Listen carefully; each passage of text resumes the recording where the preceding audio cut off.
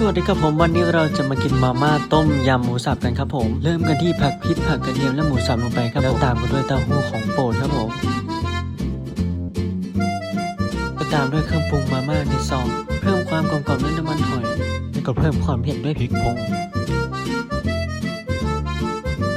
ล้วก็เติมน้ำลงไปใส่เห็ดแล้วก็ผักลงไปครับผมสีสันน่ากินมากแล้วก็ตามด้วยเส้นหนมมาครับผม